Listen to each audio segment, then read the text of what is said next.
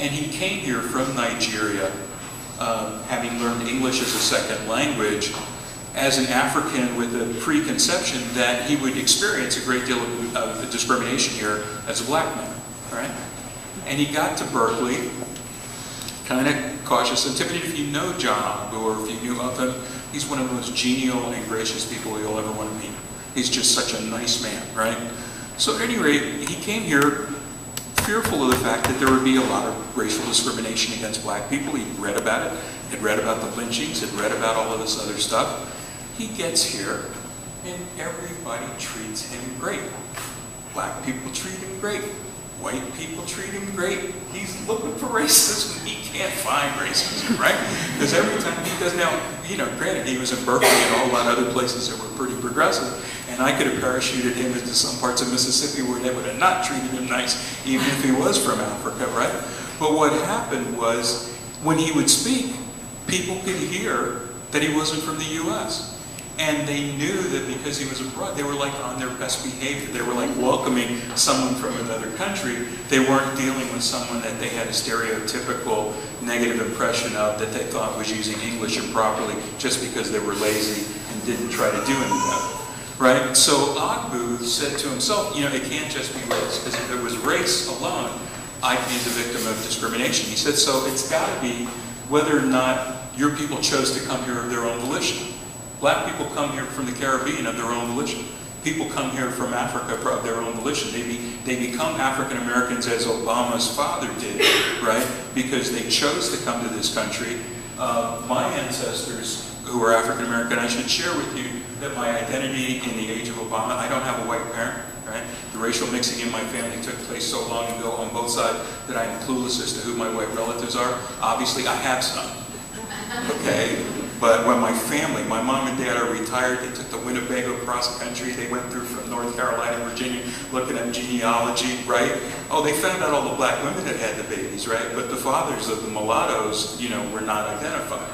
So they figured out in one instance, well, it either had to be the owner or his son in this particular case, or the other ones. But the point is oh, even though I have a lot of white blood, I don't have anybody that's confirming that or acknowledging that. I'm going to be looking up my DNA evidence very soon to see what inheritance I have available to me, but I haven't done it yet. Careful, you might be the 11th cousin of Dick Cheney. I'll tell you, this is what I'm afraid of.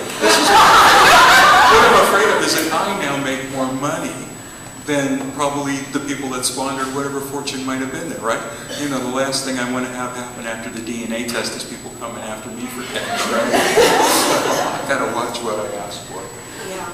The diversity index, the residential status, do you own your home? Do you rent your home? Are you homeless, right?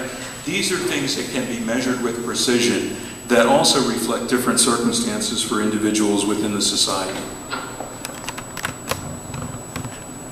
Vamos a jugar.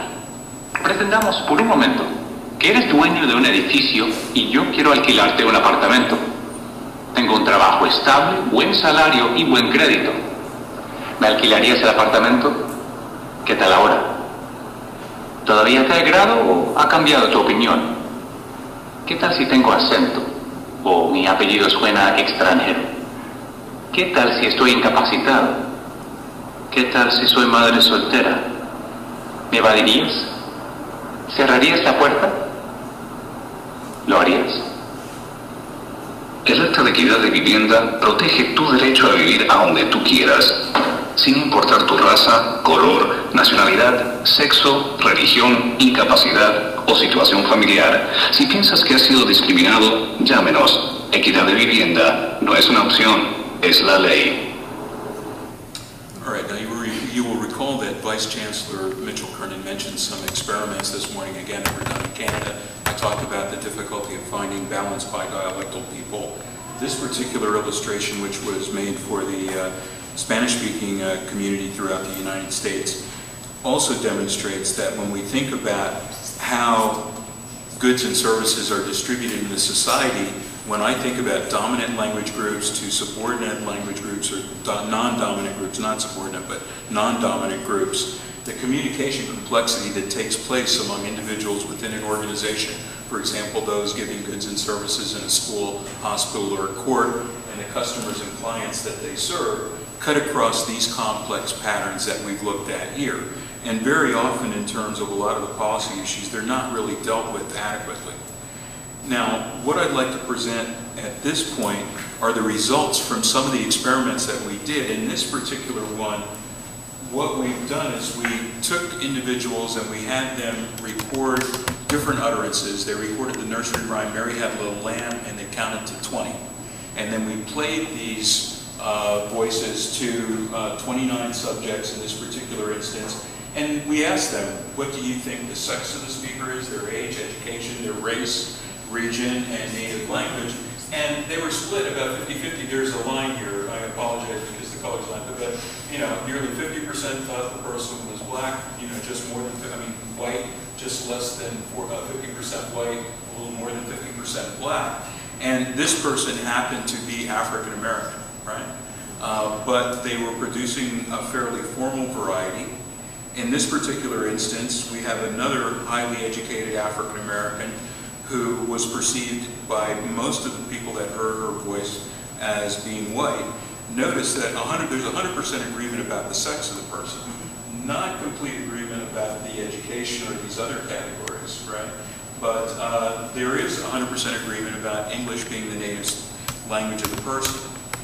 This is one where we're looking at a person of either African or black descent, where 100% of the listeners saw this person as either black or African American. Again, sight unseen, based purely on the sound of their voice. Now, this evidence actually comes up in relationship to a court case that I worked on. And this was one in a Northern California community, Northern California coastal community that will remain unnamed, where a fair housing agency was trying to test whether or not there was significant discrimination in that area against blacks in the housing market.